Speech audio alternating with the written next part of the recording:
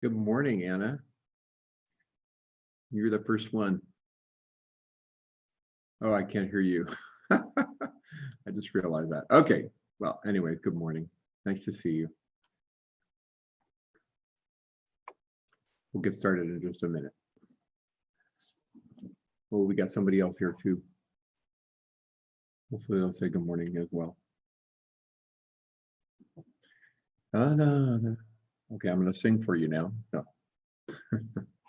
Maybe not. Oh, the good old days. The good old days. Tell me, is this better or is this worse? It's actually, I have two different mics, it turns out. So mic number one or mic number two. Can you guys tell me if mic number one or mic number two is better? Ooh, Melody, good morning. Thank you for that wonderful email, Melody. Very sweet. What do you think? Rise and shine. I love it.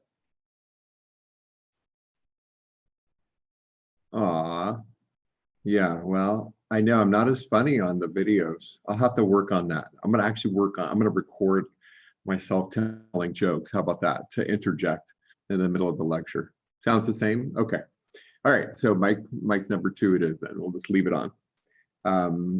Yeah, one of them is connected with my laptop and the one is sharper, two is clear. Okay, so then let me leave two on. Let's try it out. Yes, we are all in it together, Melody, absolutely. And in fact, we can help each other get through this because, you know, it's just a matter of time. We human beings are very flexible, very durable. And we just, you know, it's just this tough waiting period, you know, when we figure out what's going on.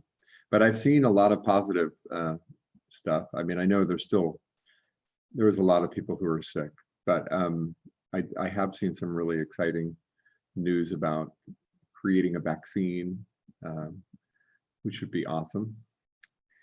So, okay, we've got a few people. If you guys are ready, I'm ready to get started. It's 8:01. Let's do this. Okay, so we have just two more classes today and on Thursday, and we will finish everything. It looks like I'm on schedule. So let me start off by going to your Canvas site, wherever that would be. Oh, that can't be right. Hold on 1 second. Okay, let's go to your Canvas site. I'm getting better at this, but I still mess up. Okay, here we go, Canvas. This is our Canvas. So you had a video to watch. Did everybody watch the Big Bang video today? And this is not the TV show. This is the Big Bang. This is the beginning of everything. And it happened about 13.8 million years ago, about. And then we have two more videos to watch, and that's it. Those are due on, oh, this one was due, sorry. And the galaxies was due today. And then one more video to watch for Thursday. And this is going to tell you a little bit more. I do have, well, that's it. Okay, so you could get extra credit. And those of you who weren't able to attend live, actually, little secret, if you watch the recording and write it up, you can actually still get extra credit. Okay, so just so you know, if you watch the video and you learn, actually he probably didn't tell you a whole lot of new things, but maybe just a few new things. And if you learned anything at all, then it was worth it. And so please watch that if you can. Okay, and those are extra credit. And then there will be one more extra credit available to you that you want to be aware of. And I haven't told you about that because it's not up yet, but I will tell you about it. Okay, just want to remind you the final exam is actually going to be for everybody on Thursday, May 7th. Okay, and you can do it at any time during the day. Anytime. So from 12:01 a.m. to 11:59. And I just want to make sure that is Thursday, May 7th. Thursday, May 7th. Yep. Okay. I had the 8th there by accident, but it's not Friday. It's Thursday. Make sure that you've looked it over. Okay.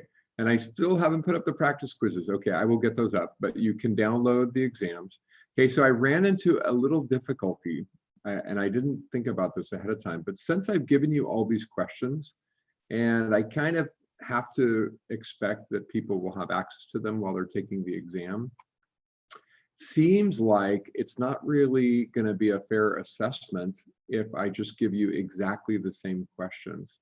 So please be aware that I'm not going to give you exactly the same questions, but the same principles will be involved, which means I may change some of the answers.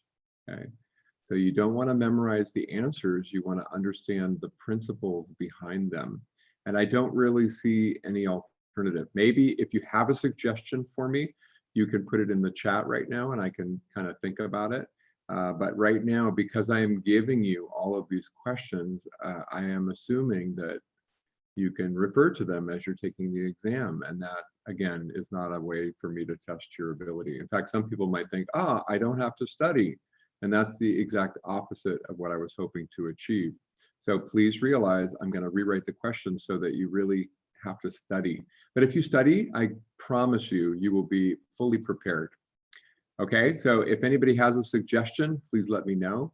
Otherwise, I am going to just follow through with my gut, which is to rewrite those questions slightly so that you have to interpret the question and think for a moment and then answer based on the understanding of the principle. But they will be, I will just go one-to-one. I will rewrite the question so that it's the same basic concept, maybe just different words, a little bit different words. Okay. All right, so let me know if you have an alternative, but that is what I've got. Okay, so we're gonna go ahead and get started now. And over here we're gonna finish up chapter 15.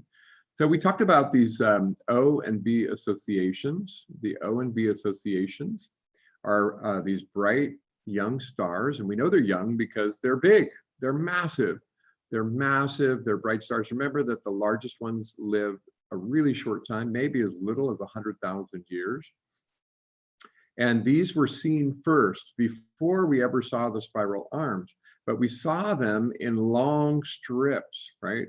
And actually, I'm going to go ahead and I've already told you this, but these strips are along the edge of the spiral arm, and they're going to outline the spiral arm for us. So they're called associations because they are indirectly showing you where the arm is located. They're on the edge of the arm region, okay?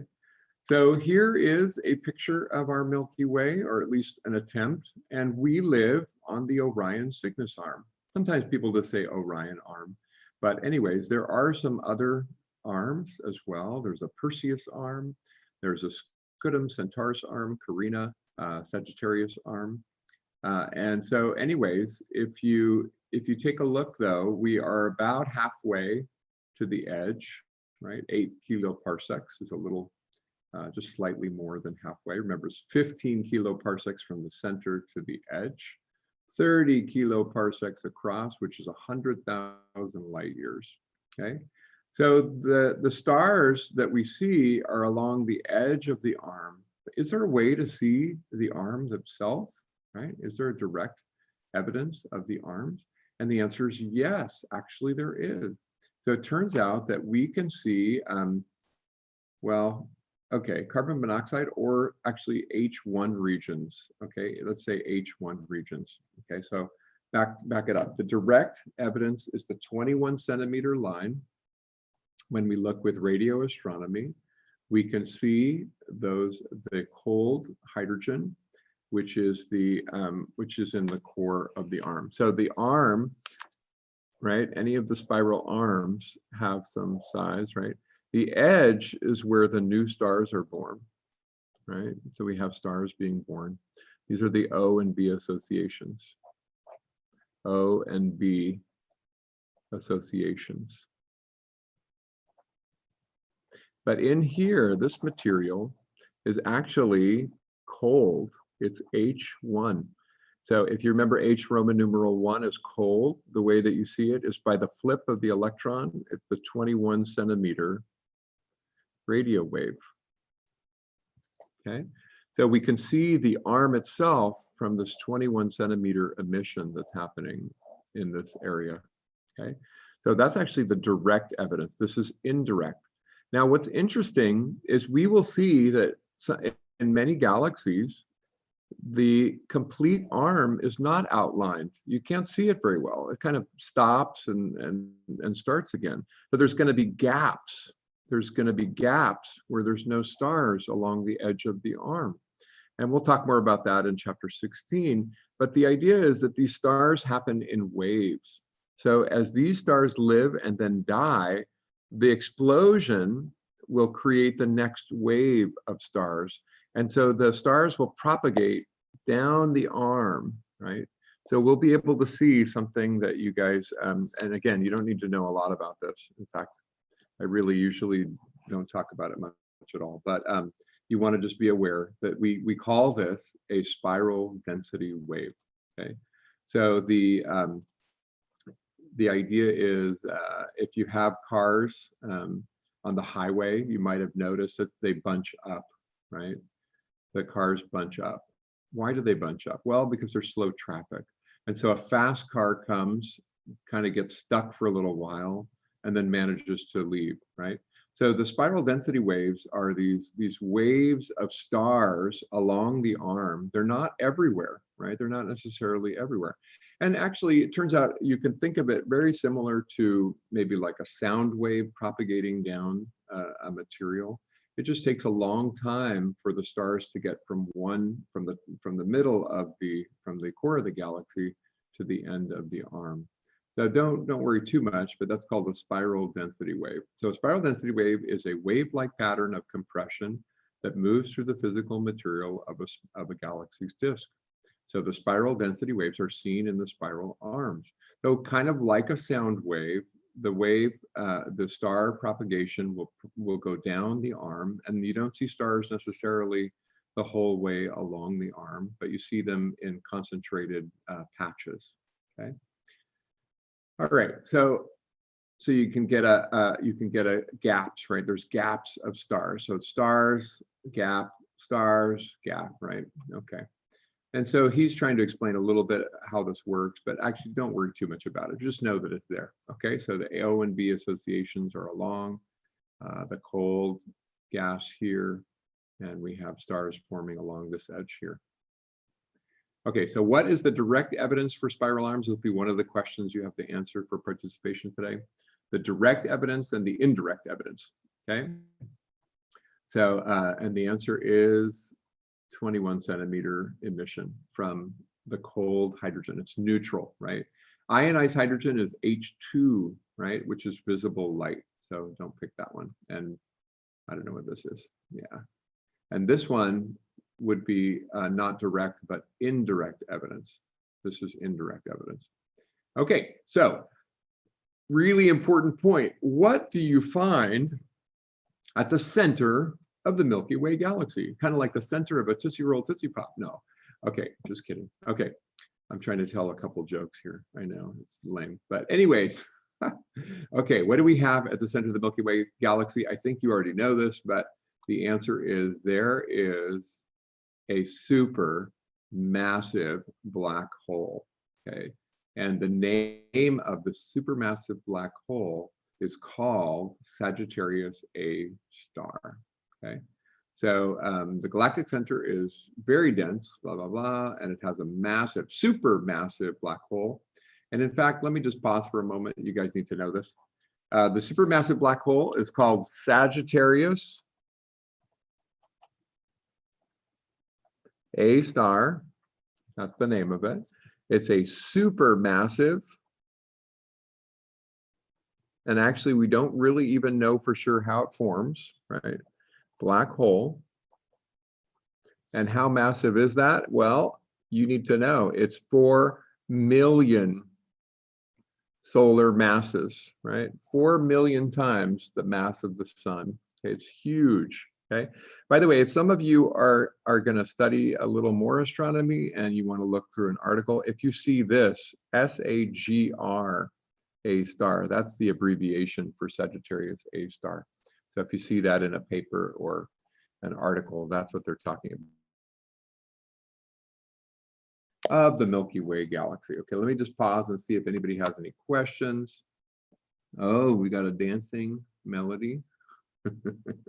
That's cool. How do you get that one? I want that emoji. All right. And I'm going back because I don't see any questions. If you guys have questions, put them in the chat and I will go ahead and get to them.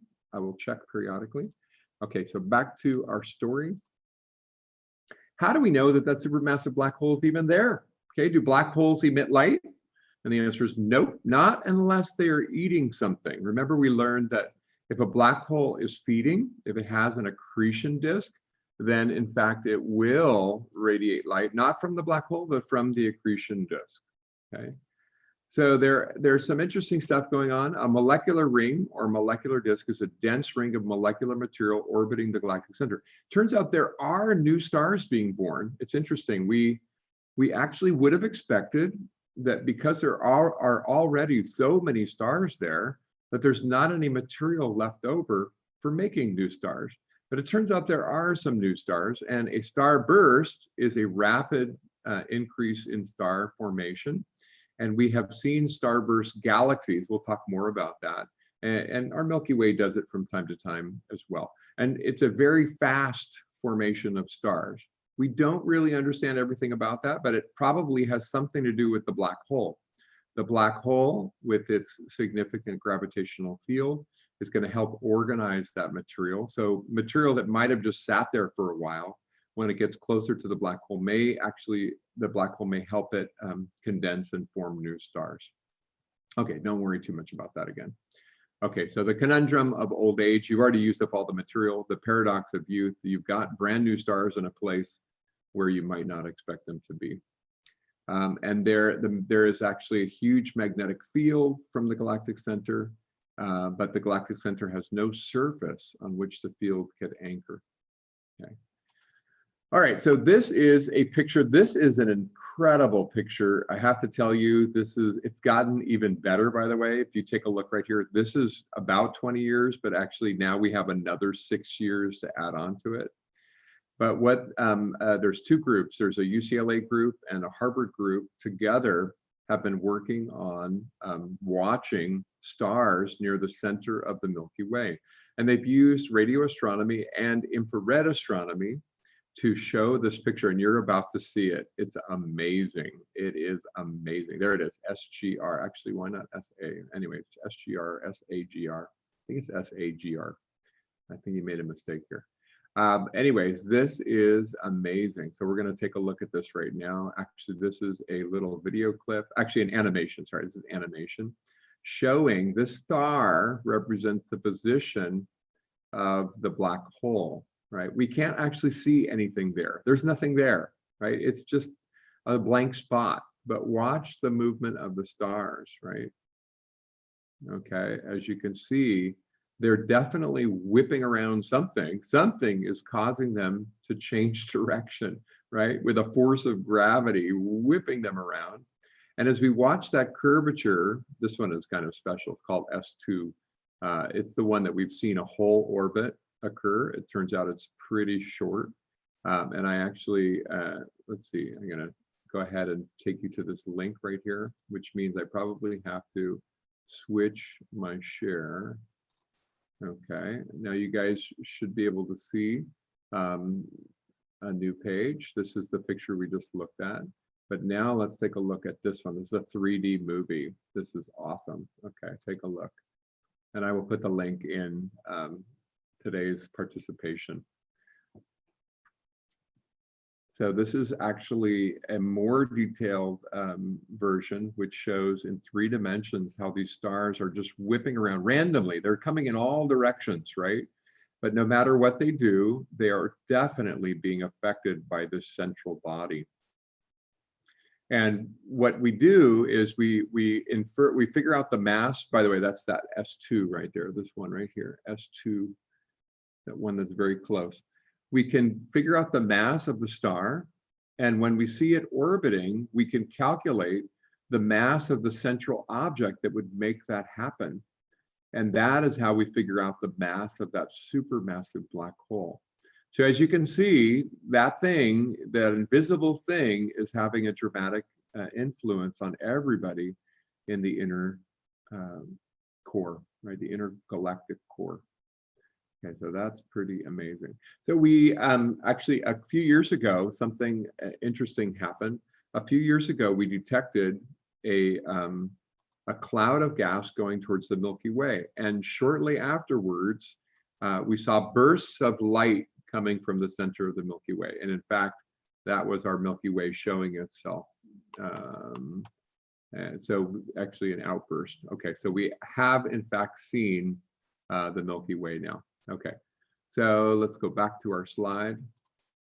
Sorry, the Milky Way, Sagittarius A star. We haven't seen, sorry, we haven't seen it ever. We've seen the accretion disk around it. Okay, all right. So the supermassive black hole tells us, because it's there, every time it feeds, it flares. And the reason is a couple of simple ideas. When the black hole is feeding, it gets an accretion disk. When it has an accretion disk, that material is usually so hot that it emits X-rays. But more importantly, it's incredibly ionized, which means it's charged particles circulating around. And if you remember the concept of the dynamo effect, when a black hole has an accretion disk, or really anything has an accretion disk, it usually has a very powerful magnetic field. And the powerful magnetic field can lead to ejection of particles and high energy gamma rays as well. So hopefully those gamma rays don't get pointed back at the Earth, but in fact, they're not even pointed towards the Earth. So we don't really have to worry about that, because the direction is actually perpendicular to the plane of the galaxy. And our solar system is pretty close to the plane of the solar system, okay? So our black hole emits less radiation than other black holes that we've seen. And the reason is maybe because it's a little bit smaller, but mainly, this is the reason I would give you, because it doesn't have a lot of material to eat. Okay, there's not a lot of spare gas to eat, and therefore it's mostly invisible. Okay, so what is Sagittarius A star? What is that? Okay, is it a white dwarf, a neutron star spinning out of control? Ouch. Okay, a source of bright radio emission coming from the center, a very bright star that is part of the constellation of Sagittarius. Okay, so it turns out none of these answers seems directly related to what we just talked about. So is it a white dwarf? Definitely not. Is it a neutron star? No. Is it a source of bright? Well, we didn't talk about that so much, but we said that it is an outburst. It does have outbursts of X-ray and gamma rays. You think it could be a source of bright radio emission.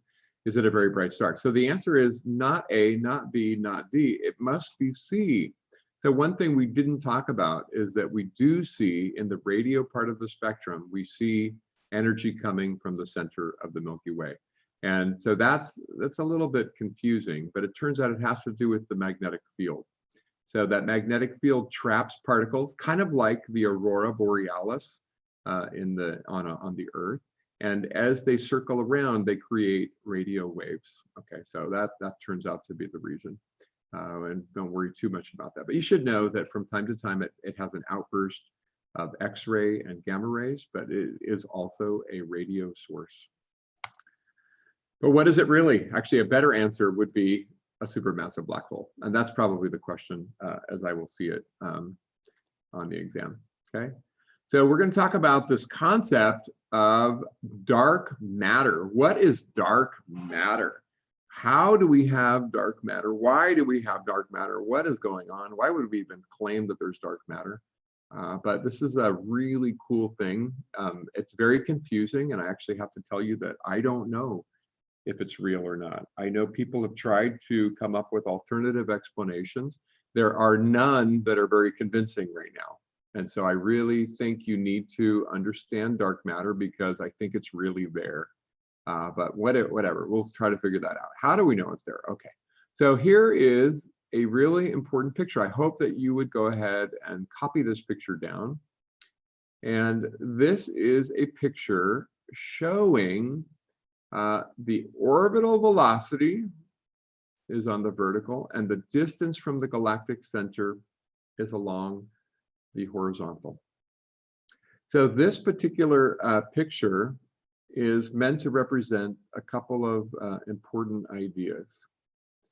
So actually, let me just pause for 1 second to help set you guys up. Okay, let me look at you and talk to you in person. So remember that when we look at a galaxy, it actually looks like a big flat pancake. And I wonder if anybody can explain why. Why does it look like a pancake? Why would there be a flat pancake for a galaxy, right? Why, I mean, actually, so how many people have thought, hey, that looks a lot like a solar system? Anybody? So I wonder if anybody has thought that it looks like a solar system. And if you have, then you understand something important, that both a solar system and a galaxy have to obey the laws of physics. Okay, we believe in the laws of physics. One of the laws of physics is called conservation of angular momentum. And it says that if a big ball, maybe spherical, collapse, if it has any rotation at all when it started, what happens as it collapses? It rotates faster and flattens into the shape of a disk. That gravity naturally does that. So if you're talking about our solar system, let's talk about our solar system, right? Where is most of the matter located in our solar system? 99.86% is inside of the sun, right?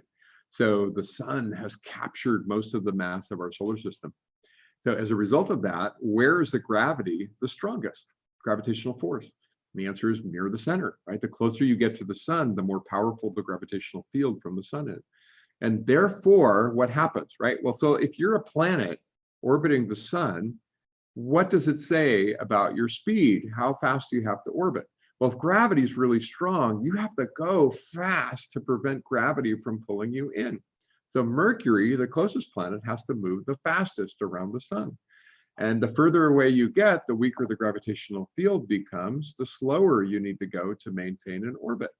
And so as you go further away from the sun, the Venus is slower than Mercury, Earth is slower than Venus, Mars is slower than Earth, Jupiter is much slower than the Earth.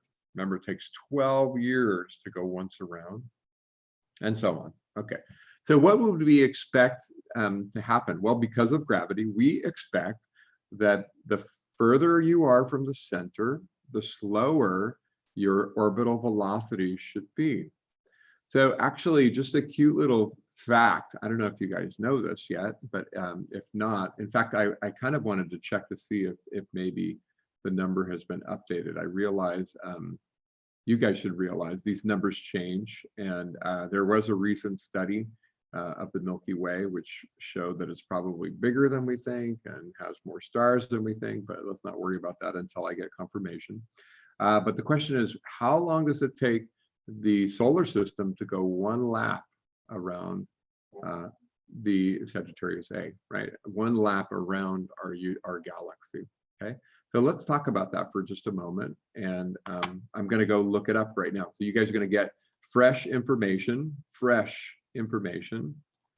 Let's see, so we're gonna call it the orbital period of the sun around the galactic center.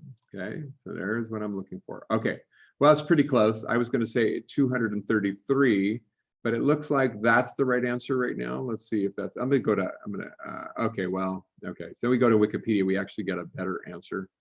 The answer is, it takes a little bit. Yeah, there's a range of possible values. Okay, so 233 is the number that we have in our book. And the author had done some research, but I think what he did is took the average, pretty close to the average, right? Not quite, that would be 230, what's the middle of that? 25, 15, 233, yeah, he did, he took the average, never mind. Okay, he took the average of 230 kilometers per second. Wow, look at that. Okay, so you wanna write down, the period. It's a year, right? It's one galactic year. Okay, so our sun, our solar system orbits the galaxy once every 233 million years. I'm going to write out million. Now, what's really kind of interesting, and I don't think we're going to talk about it too much, I just want to let you know that in geology, scientists have looked for any pattern that occurs every 233 million years. Why? Well, maybe things are not the same in every part of the galaxy. There might actually be some dangerous parts of the galaxy. I mean, I'm going to tell you, there probably are. There are going to be areas in the galaxy where things are a little bit more dangerous. And so scientists have looked for this pattern. They have not seen definitive proof of something like that, but they have seen some interesting ideas that might be a real pattern. But it's something that scientists can do. They can look for a time period within the data and see if there's anything that's happening every 233 million years, like, you know, extinction events or whatever. It turns out we don't see anything quite like that, but it is an interesting idea. The sun. Okay, I'm not sure what Melody's saying. Oh, the sun. Yes, you're answering the questions that I asked earlier. Okay, so back to our lecture. Here we go. So I want to say that this teal color is the expected result. So what does it mean? If you are near the center, you have to go really fast, but as you go away from the center, it gets slower and slower and slower because gravity is getting weaker. So this is the expected result because this is what we saw in our solar system. So, you know, along with expected result, could you go ahead and write down, this is what you get with a solar system. The orbital velocity gets smaller the further away you are from the center of the solar system, right? Not galaxy this time. So what does this require? Why would you expect this? Well, at first glance, we really expected that the formation of galaxies was a lot like the formation of a solar system, that most of the matter would be found near the center. But then we learned what was really happening. And so this is going to be a dramatic change. I want you to look at this. This is what we see, right? Not only is it not decreasing, it may even be increasing a little bit at some point. So you should kind of hold your head in your hands right now and go, what the heck is going on, right? What is going on? But I want you to understand that something's wrong with our assumptions here, okay? We made this assumption, we made this prediction, rather, this hypothesis, based on the idea that the matter, the mass, the gravitational field, is strongest at the center. And what we discovered is that is not true, okay?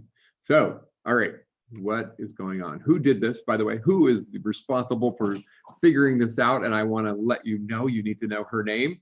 Her name is Vera Rubin. Make sure you write that down.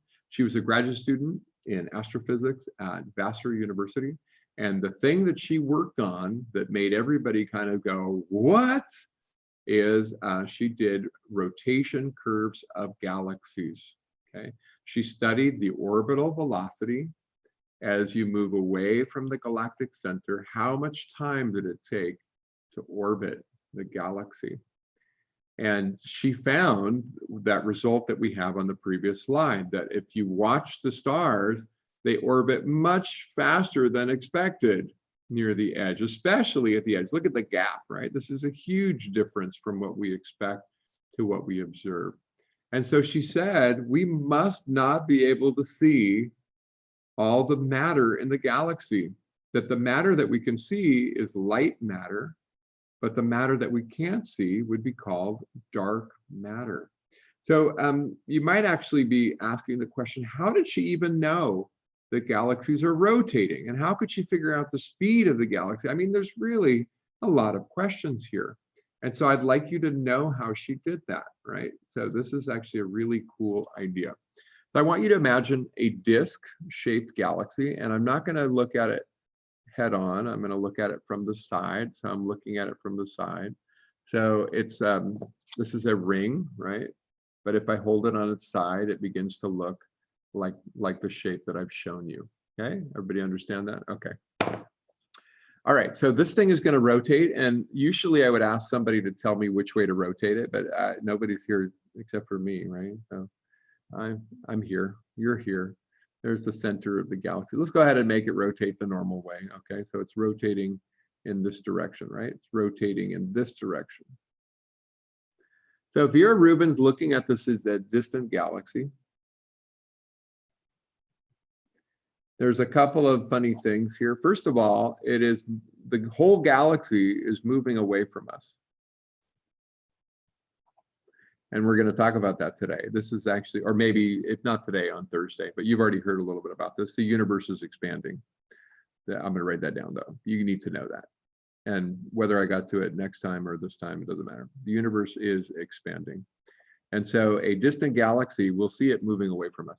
So if you were to look at the light that's coming from the center part of the galaxy, is it moving towards us or away from us? And the answer is, well, it's moving away from us. And so what kind of a shift, Doppler effect, what would you expect to see? A red shift or a blue shift? Na, na, na, na, na, na. The Doppler shift is going to be in the center right here. It's going to be a red shift, okay? Red shift. The light is going to be red shifted because of the velocity away from it. So now I want you to think about the galaxy itself. So you can actually draw a line across the galaxy like this. And this is what Vera Rubin did. She's going to look at stars all the way along here, right? From the center to the edge. She could do the other side as well, just to confirm, right? But she's going to see something important, right? So when she looks at these, what is she going to see? Well, if you say that the galaxy is rotating like this, then these stars are actually moving towards us. Now the whole galaxy is moving away, but these stars are moving. What you're going to see is a decrease in the red shift. So these stars have a smaller red shift because in addition to the galaxy moving away, they are actually moving towards us. These stars over here are moving away from us in their rotation speeds. And so that becomes, and it adds on to the speed that the galaxy is receding it. And this is going to be a greater red shift. So if the galaxy is far away, that's the way we can actually see this. Now, what if it's a close galaxy? A close galaxy. A close galaxy. For example, Andromeda, and that's going to be an important galaxy to talk about. You guys may already know why, which is the nearest, that's our nearest spiral galaxy. You need to know the name of the nearest spiral galaxy. It's called the Andromeda galaxy. Okay, and how far away is it? It's 2.5 million light years away. Okay, if you looked at a nearby galaxy, then the galaxy is not going to be receding from us. So when we see the rotation of the Andromeda galaxy, it's much simpler. What does it look like? Well, if I do the rotation in the same direction, what do I see? I actually can see, what do I see over here? The stars in this part of the galaxy are coming towards us. What do I see? I actually see a blue shift because the whole galaxy is not moving away. And over on this side, what do I see? I see a red shift. So over on this side, I see a red shift. So in this way, I can see if the galaxy is rotating, and by the amount of the blue and the amount of the red shift, I can figure out how fast they're moving towards or away from me, okay? And this is what Vera Rubin did. So this is called a galaxy rotation curve, okay? So she expected that as you get further away from the center, the speed would go down, and instead it either stayed the same or maybe even went up a little bit. Okay, that was weird. Okay, so she said, how is that even possible? Really, how is that even possible? And the answer is you need more matter than you realized, right? There's more matter there than you realized, okay? So she called this dark matter. And she hypothesized that she actually calculated where the dark matter would have to go. And she found out that, in fact, there's a lot more dark matter than there is light matter. So this is the part that I'm a little uncomfortable telling you, but I don't have a better story to tell you. So this is something you need to be aware of. She said that if you calculate the amount of dark matter in a galaxy compared to the light matter, you're going to find that it's 90% dark matter. Please write that down. I know it's really scary. What? 90% dark matter. And only 10% is luminous or light matter, right? Meaning it shines with light. It lets us see it. Okay, so this is pretty crazy. And I normally I would say to you, well, when people predict something that you can't see, can you guys just wait 1 second? I'm sorry.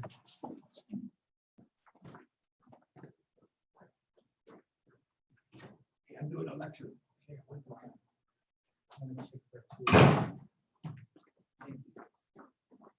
Okay, I'm back. All right, so the luminous matter is just a tiny little fraction. If I asked you, if I said to you, there's this invisible stuff that's causing influence on our galaxy, as a scientist, I would say, show me the proof. But the proof is in the movement of the stars, right? They cannot orbit at that speed, right? Unless there's more gravity than we realize. If there was not, if we just put those speeds in a galaxy and we just looked at the luminous matter, those stars should fly away from the galaxy. The Milky Way galaxy should not be staying together, and other galaxies as well. They're moving too fast at the edges to stay. They should escape, right? But they don't escape, which means there's something holding them there. Okay, so we really, actually, the evidence is that they're not, these galaxies are stable. And if they're stable, then something is keeping them from leaving, and we call this dark matter. Okay, the dark matter is actually arranged in a spherical shape, and so this is the idea. So it's even larger than the size of the galaxy, right? It's all the way, it's inside of here as well, but it's arranged throughout the galaxy and then outside of the galaxy, and we call this a dark matter halo. And this is why the galaxy is able to rotate as fast as it does at the edge, especially.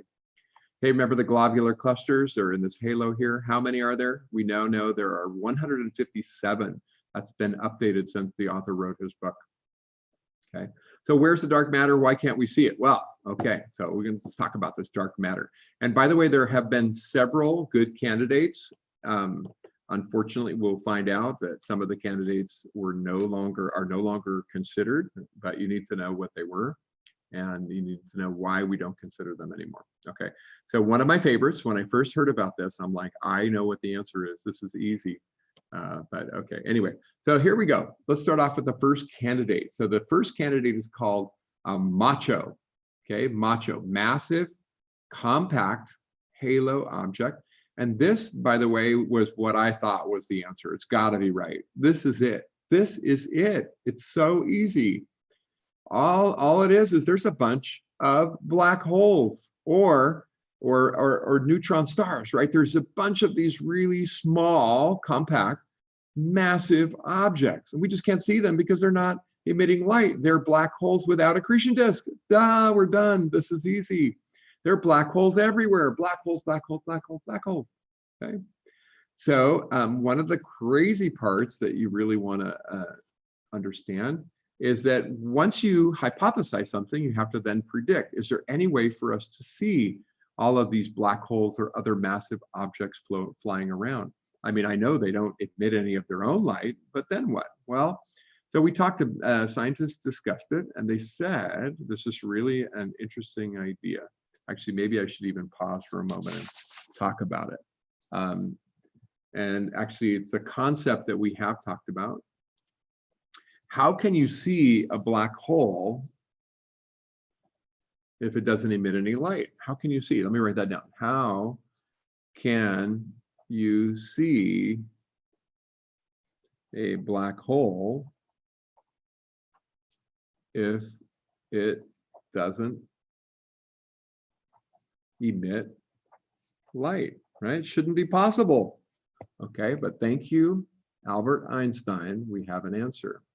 So let's suppose here we are on the Earth, we're looking up at the universe, right? And maybe I want you to imagine that there's this galaxy over here, a galaxy, a spiral galaxy. Yeah, I'm looking at the spiral galaxy. And then I want you to imagine that a black hole, I don't know how to draw a black hole, but anyways, a black hole happens to fly in front of that galaxy. And by the way, this, you have to understand, this is everywhere, right? These galaxies are all over the place. I can be looking simultaneously at lots and lots of galaxies. I just taking pictures of the sky. But what would happen if a black hole flew in front of that galaxy? And so I want you to imagine that there's this little black hole right here. Now, will the light be able to get through the black hole? Absolutely not, right? The black hole will suck up any of the light. However, actually, maybe I should just make the black hole just a little bit bigger, just to kind of help you see the picture. And by the way, this is much further away. So maybe I should put it over here. Let's put it over here. I changed my mind. Okay. So the black hole is now in between the Earth and the galaxy. And it should have blocked the light. Well, yeah, of course, it blocks the direct light. But what about the light that's trying to go this direction? Remember what happens? It gets bent by gravity. It gets bent by gravity. And so what happens is that none of the light that would have, the light from this galaxy is able to go around the black hole. And actually, when a black hole happens to line up perfectly with the galaxy, I'm going to write this down. When a black hole, and we have seen that aligns, let me put that with a galaxy or star even, or a single star. It turns out even works for single star, right? The light goes around the light is bent around the black hole, and we see a flash, okay? And this is called a micro lensing event, okay? So micro lensing is this concept that a single black hole will actually focus the light for a moment and give us more light in a small region than we normally would have seen. And so we have seen these. We've actually detected black holes in this way. Now, if there are machos, these massive compact halo objects flying around all over the place, then these micro lensing events should be happening all the time. And so the most precise experiment that was ever done was using the Hubble Space Telescope. It stared at the Andromeda galaxy. And by the way, they did this experiment several times, many times, in fact. And it stared at the Andromeda galaxy very, very carefully, looking for micro lensing. And they did see some, but not very many. Almost none, right? So what are we going to say? The lack of microlensing events means machos are wrong, right? They're out, right? Are out as a candidate, right? They're not right. Something's not right because we didn't see the microlensing events. Okay, so I'm telling you, machos were a great idea. I love them. I'm like, this is it. There's a bunch of black holes flying around. They're just whizzing around. That explains all the matter and why we can't see it. But the problem is there is a way to see it, and that was not seen. Okay, so now you know why machos have been eliminated. Okay, so then you say, well, fine. Okay, great. So, well, we don't have machos. Is there anything else? And the answer is there is another candidate still, okay? There is another candidate. And so you want to write down the other candidate is known as a WIMP, okay? I'm too bad I can't be there with you in person because it's so funny.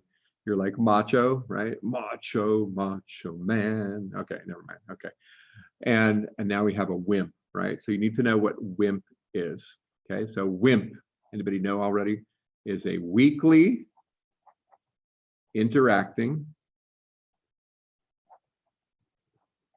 massive particle. Okay, so weakly interacting massive particle. So these are particles that have mass, but don't interact with matter. And so they fly around without stopping. You know, they're kind of like these, they're whizzing around, they're there, and they have mass, they exert a gravitational field, right? They exert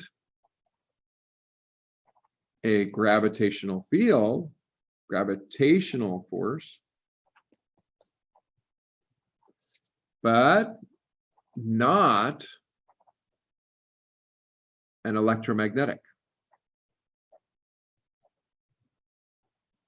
And if it's not electromagnetic, then you can't see them. Okay, so what's left, right? Well, what's left are, there's two other forces that we've talked about already. Okay, so if you have gravitational force, yeah, that's great, but not electromagnetic force. Those are two of the four fundamental forces. Let's go back to our slide set and see what we got. Okay, so we searched for machos. We didn't find them because we didn't see microlensing events. We have eliminated them as a possibility. Okay, so here are the four fundamental forces. We've talked about them before, but you want to get this idea. We're looking for something that causes the gravitational field, and we want to detect that it's there. We already know that it's there. It's something, it's causing gravitational force, but we're looking for a way to measure it, to quantify it, to not to see it exactly because we can't see it, but to detect it, right? To feel it somehow. And so there are two things left, right? We've got the strong nuclear force and the weak nuclear force. Okay, so one of the things to realize is the strong nuclear force, we've already talked about again, is the force that holds the nucleus together.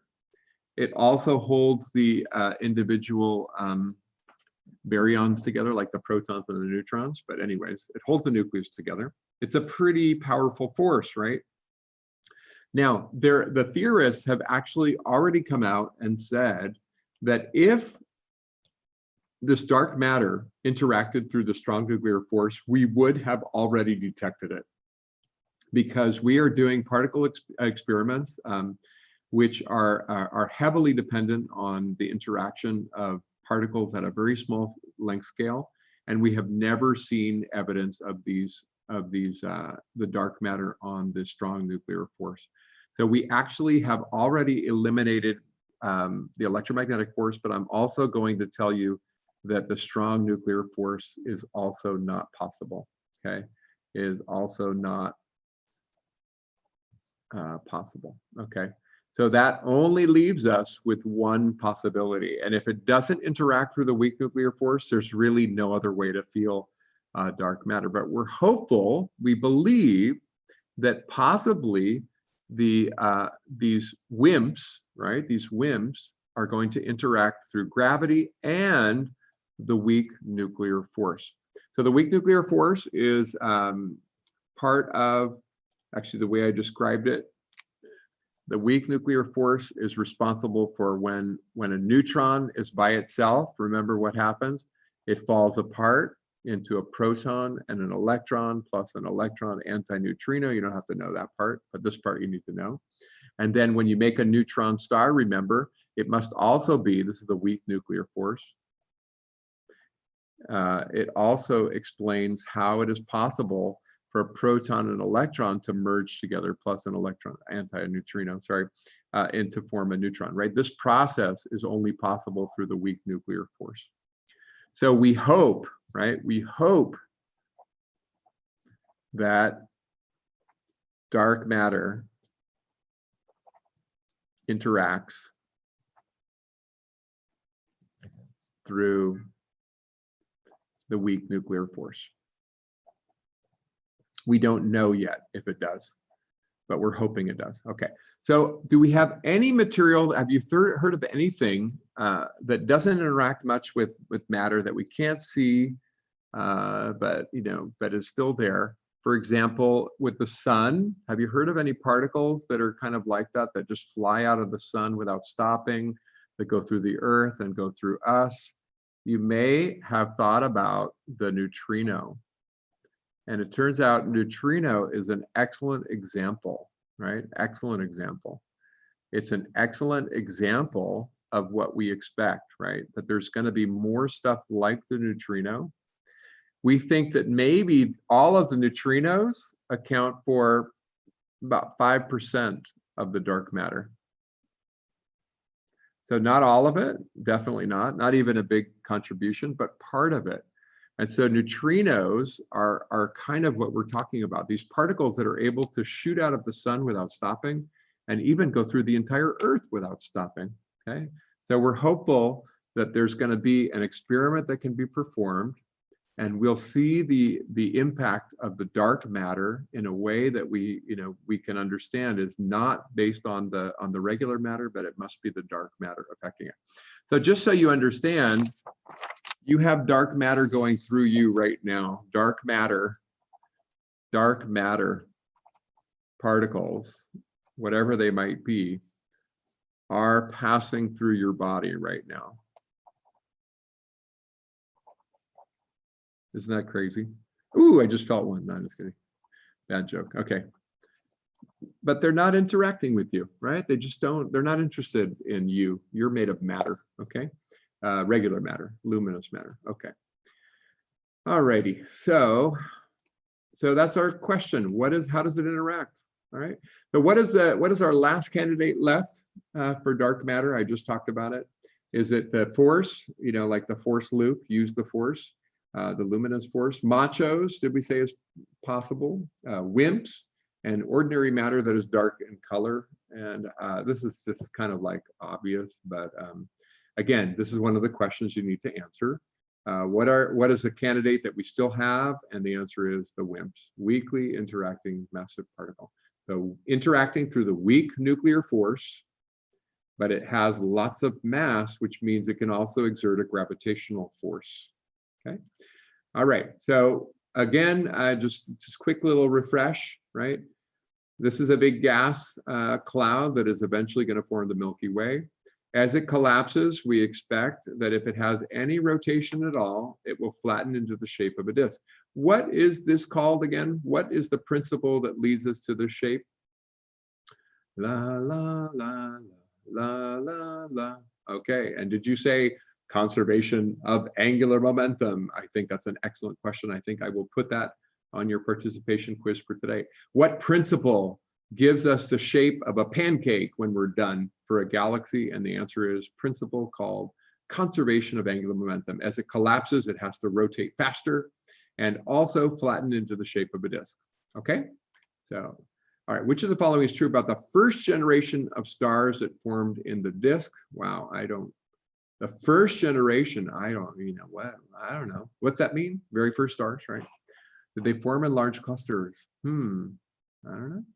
They had rocky planets around them. They had hot gas surrounding their bulge.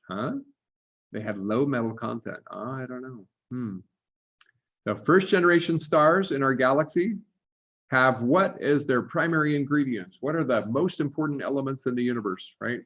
That all stars have. We know that they have hydrogen and helium. Do they have a lot of enriched stuff if they're the first generation? The answer is no way. So if they don't have a lot of enriched stuff, can you have hard rocky planets? If you don't have iron and silicates, then the answer is no. Do they form in large clusters? Probably, but I don't know. They might have just been very large. I don't know. I'm not sure. Do they have hot gas? I have no idea. Maybe. But they definitely had low metal content. Remember the concept of metallicity? And the first stars must have had low metallicity. Okay, there we go. We're done. Chapter 15 is finished. Okay, chapter 15. Okay, so now we move on to our final chapter, which is really cool.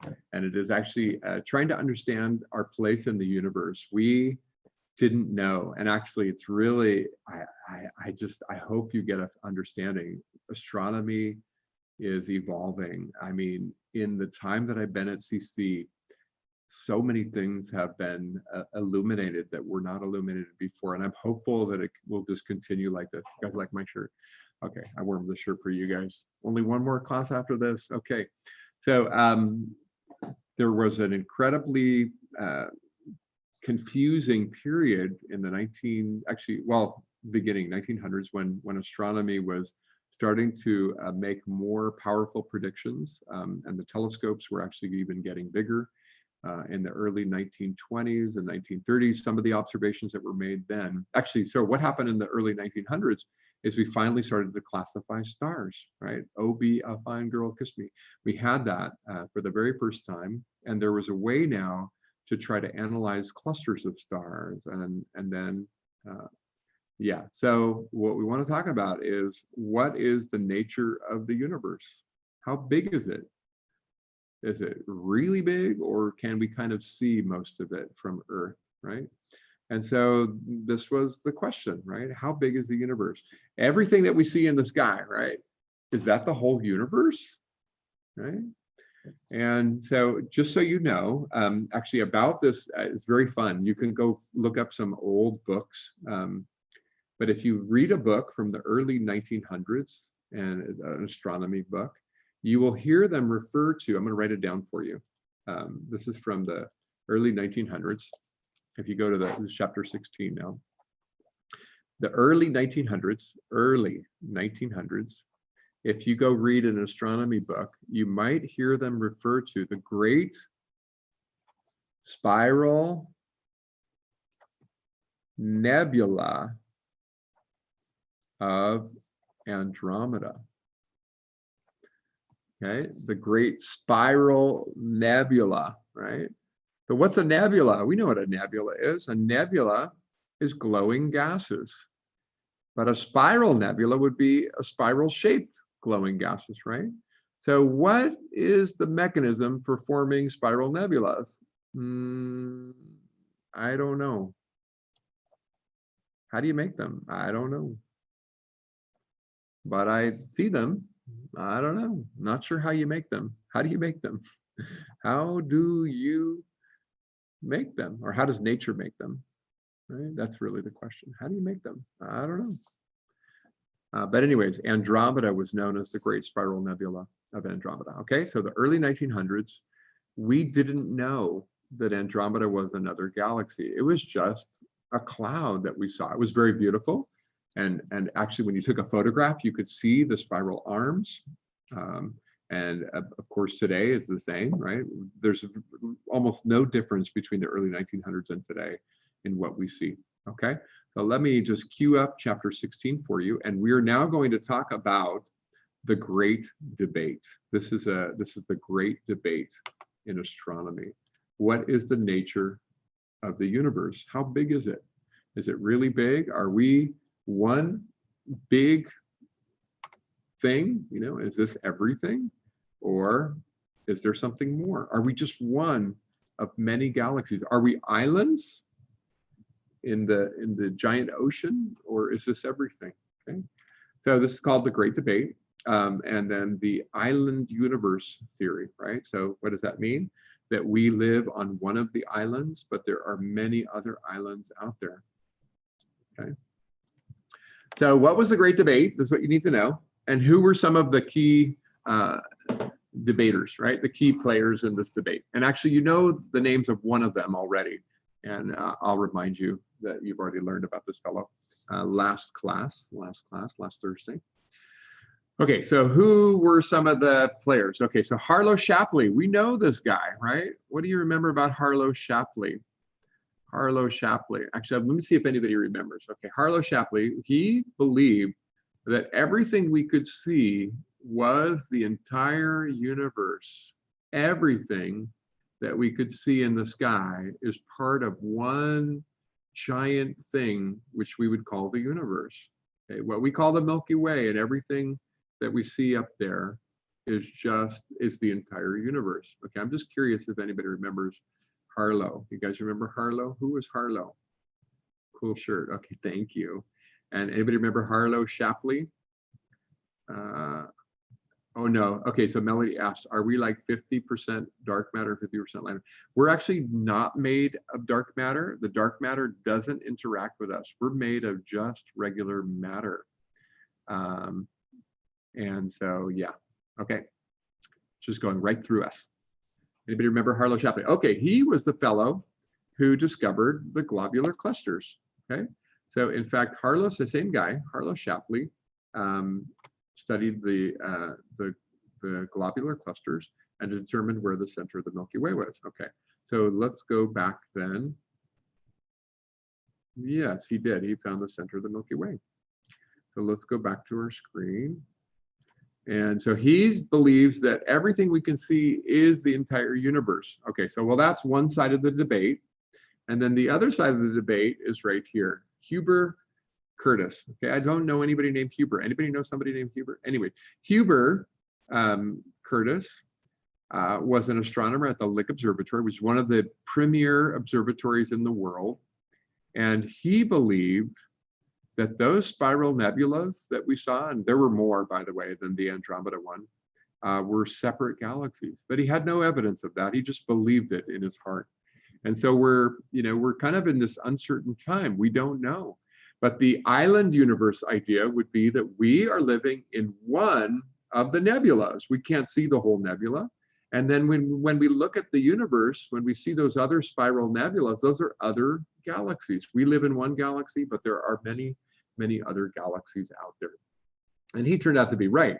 Okay, but what we need is some evidence, right? We need evidence. And we are never going to visit another galaxy. You and I are never, unless the aliens come very soon and teach us how to do that, which would be awesome. I want to do that. But anyways, if that's not the case, then we are going to end up not leaving the Milky Way. I mean, that's a pretty big space anyways, but yeah. Okay, so the answer to the question, which is which, right? Are we in one big universe, or are we an island in the ocean, and there are many other islands, is Edwin Hubble. Okay, so you want to know that Edwin Hubble solved the problem. The debate was over as soon as he published his results. And which one did he agree with? Did he agree with Harlow or Huber? Oh, they both have H's. Harlow Shapley, Huber Curtis. Well, obviously the Hubble came down with Huber. Okay, so what did Hubble do that was so amazing? And we really want to understand that this was a momentous time, because he finally had evidence to support this concept of an island universe. And the way that he did it was through the work of a very famous woman that you guys already know about. And in fact, she was the one that that came up with the relationship for the Cepheid variables. Anybody remember her name? Actually, it's escaping me for just a moment. Hold on, I'm just thinking about it. Her name was Henrietta Leavitt Swan. Okay, Swan Leavitt. Sorry, Swan Leavitt. Okay, and she came up with the relationship for the Cepheid variables. And Edwin Hubble read this beautiful work. And if you remember the way the variables work, the longer the period of the variable star, the greater its luminosity. So he used Cepheid variables in the Andromeda galaxy to solve this problem. He used the periods to calculate, to make sure you get the idea. He used the periods to calculate their luminosity. Okay, so actually, let me just, so you wrote this down. Edwin Hubble used Cepheid variables in Andromeda to resolve the question, right? To solve this problem, to settle the debate. Using the Cepheid variables period, he calculated the distance to the Andromeda galaxy as being 1 million light years from Earth. Okay, here's one of the original pictures, 1923. I mean, this is the beginning of the end of the debate, because then he published these results. Okay, so I just want to lead you through the logic. Okay, so how did it work? So you have Cepheid variables. Cepheid, how do you spell Cepheid? Cepheid, E-I-D. Cepheid variables. Okay, how do they work? Okay, so you might remember you have the period like this, and the luminosity like this, and it goes up like that. Okay, that's the important thing. So the longer the period, the greater the luminosity, right? So you find a period, you go up and you can measure, you could figure out the luminosity, right? There's a luminosity for every period, whatever that happens to be, okay? Now, what can you do? If you know the luminosity, if you know, so I'm saying it like this, but actually I'm gonna write it down. If you know the luminosity, you also know the, what's the big M, right? Absolute magnitude. If you know the luminosity, you know the absolute magnitude. Okay, now, if you remember the concept of a standard candle in astronomy, if you compare little m, what's little m? The apparent magnitude, to big M, absolute magnitude, what can you do? You can compute the distance, okay? And this is what Hubble did, right? By looking at the absolute magnitude, comparing it to the how bright they did appear, the apparent magnitude, he computed the distance, okay? So he computed, so Hubble computed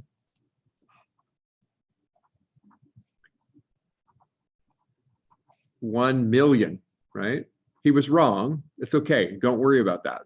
But what's important is he computed 1 million, right? Remember, the size of the Milky Way is 100,000 light years across. So if you say million, you're nowhere near the neighborhood, right? You're so far away from the neighborhood, it's pretty obvious you're in another neighborhood, right? There's no way this is 1 million, right? 1 million light years is just gotta be another galaxy. In fact, the real distance, and by the way, it's even a little bit bigger than the Milky Way, is Andromeda, right? The real distance is 2.5 million light years, okay, Andromeda. And you need to know that, okay? You need to know the actual distance. Okay, so he got it wrong, but it was the right idea. It's so big, it's not in the Milky Way anymore. It's got to be another galaxy. And everyone saw his data and was instantly convinced. The debate was over, okay? Nobody questioned anymore. It was just done. The evidence was so strong. And so this was a momentous time in astronomy when we finally realized the universe is a lot bigger than we ever imagined, right? It was huge, right? And we are just one of the billions of galaxies in the universe, right? There are billions of galaxies. Every galaxy has billions of stars in it, hundreds of billions of stars. Andromeda has 1 trillion stars in it. So this is an exciting time. Okay, here's the question. You'll find it on your participation quiz later today. In about an hour. Okay, so what is the mechanism? How did Edwin Hubble use the Cepheid variable to prove that spiral nebulae were really galaxies? So blah, blah, blah. He used the stellar parallax. Nope, doesn't work at that distance. He used period luminosity relationship for Cepheids to determine the distance to Andromeda and showed it was outside of the galaxy. He used main sequence fitting to determine the distance to Andromeda and show that it was outside of our galaxy. He used the Tully-Fisher. I don't even think you guys know C and D. Don't pick those. It must be B, okay? All right, so we actually are gonna be learning that this was just the first step, it turns out, to measuring the distances in our universe. And there are several other mechanisms, several other techniques, I should say, to measuring distance. But this was the most momentous one because it allowed us to finally understand that we are just one of many galaxies, one of many galaxies. So we're going to be learning how to identify galaxies, and then after that, we're going to learn how to measure the distance to galaxies. There's some different techniques. It's called the astronomical distance ladder, okay? Astronomical distance ladder. Okay, so what are the different kinds of galaxies? Okay, there's a few different kinds of galaxies that you need to know. So Hubble created a basic classification scheme. We still use it, right, today. We have changed our understanding. Some really important concepts came up after Hubble first created it. He didn't have complete knowledge, and he thought one thing, but we will find out that he was actually wrong about that, and I'll tell you why, right? We'll explain why.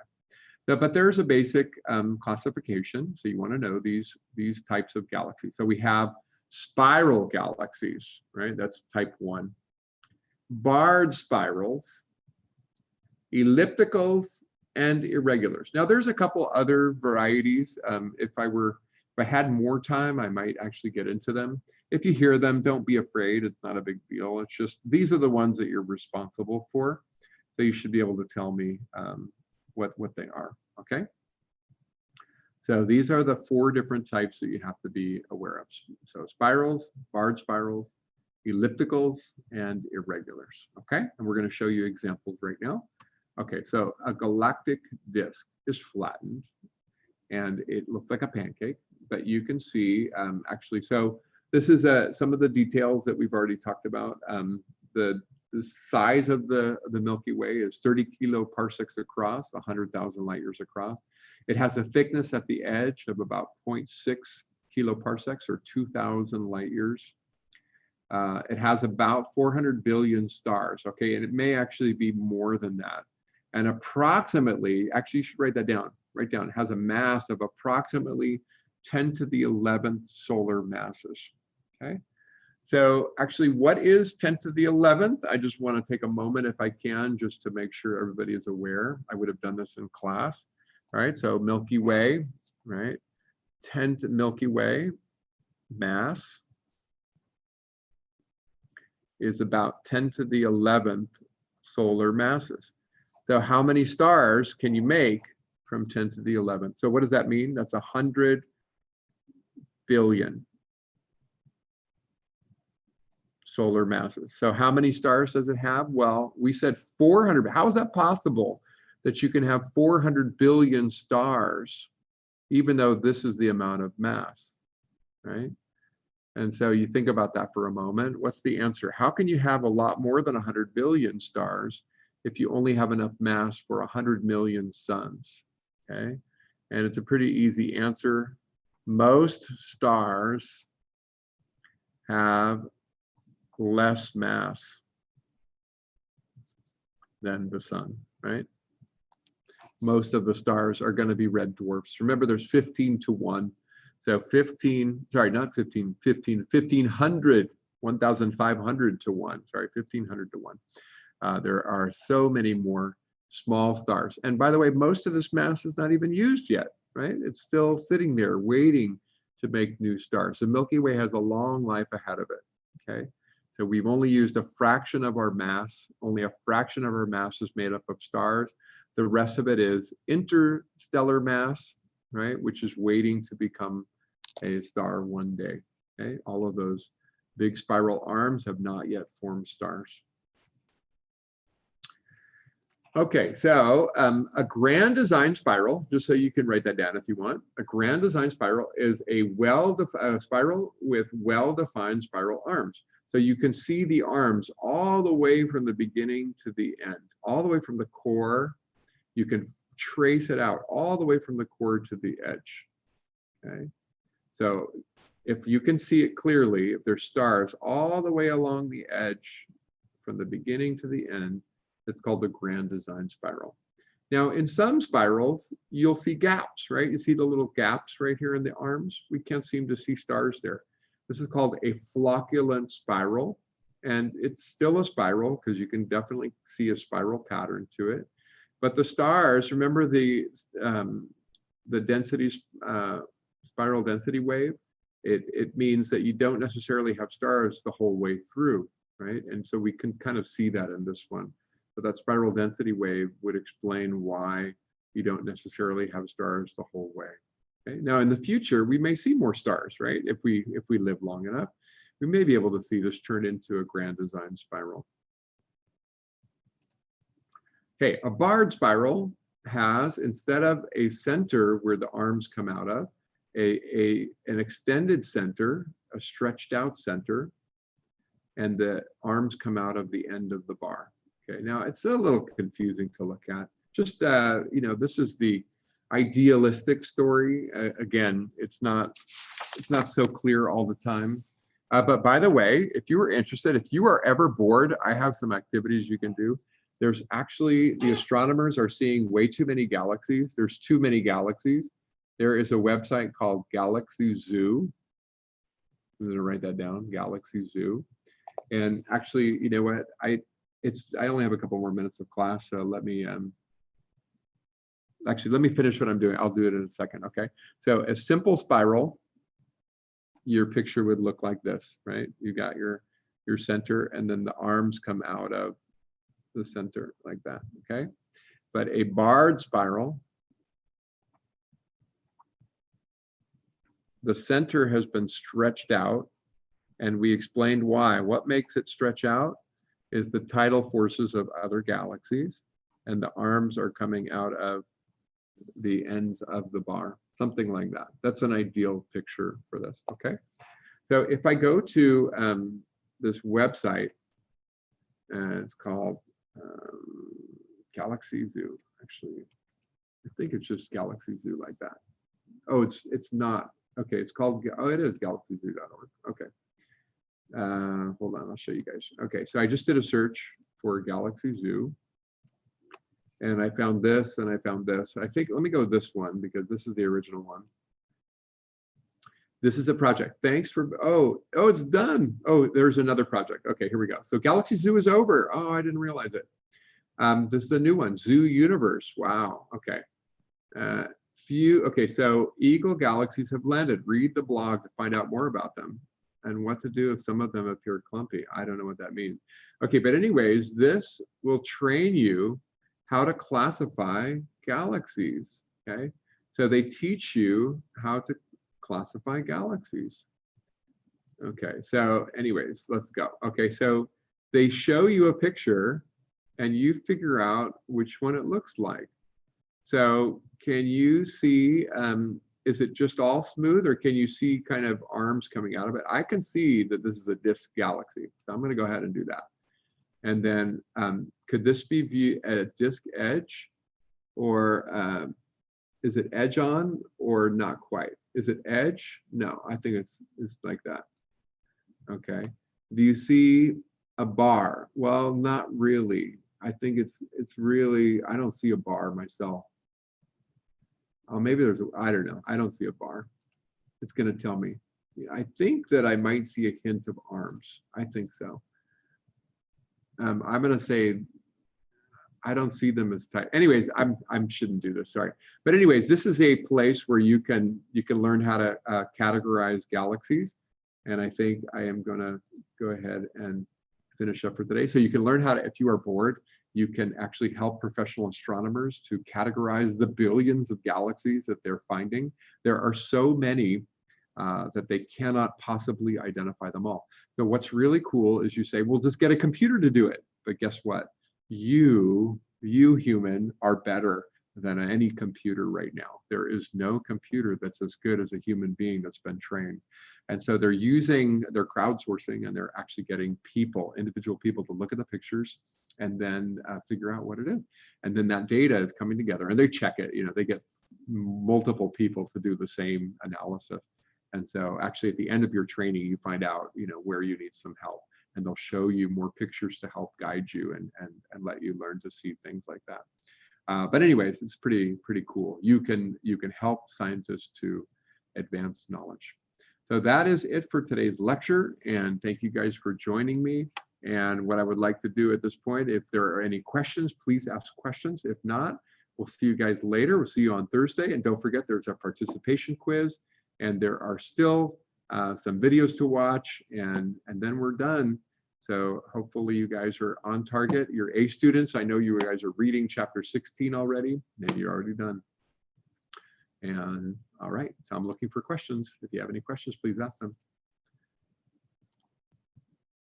Curtis, I got Anna. Anybody? Okay, so any questions? Let's ask this right now.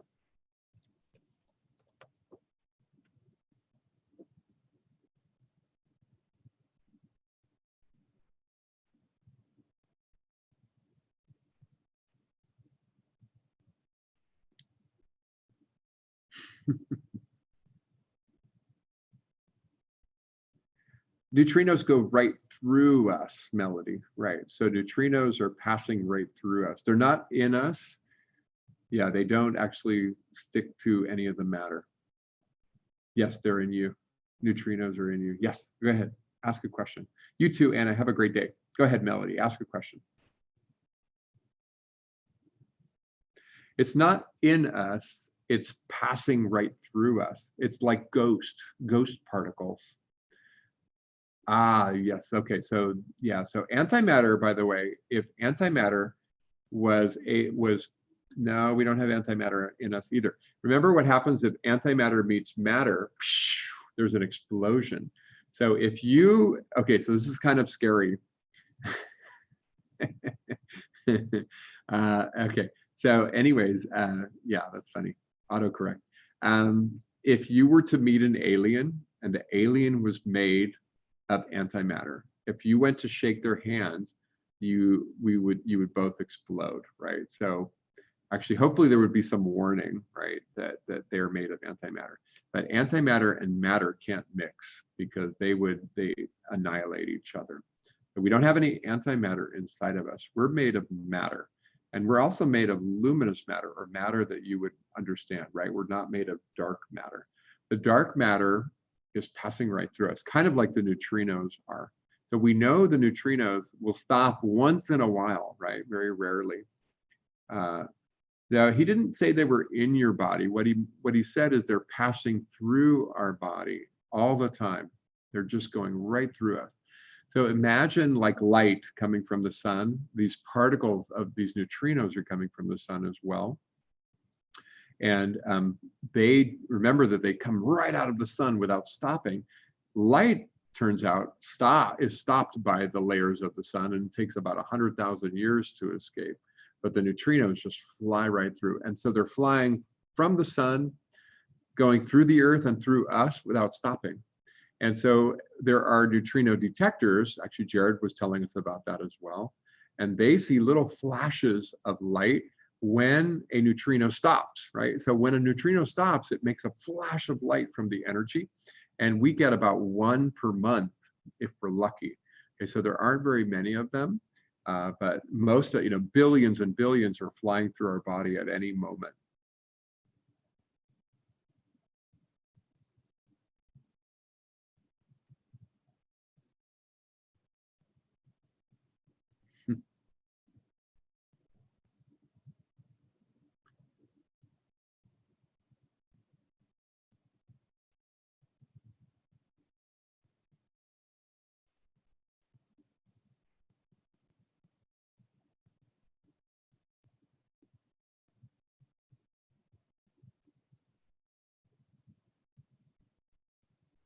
You're very welcome. I hope you have a wonderful day. Thank you for being here with me. And thank you for participating. I really appreciate that. Okay. All right. Bye. See you later. I'm just staring there for a few minutes.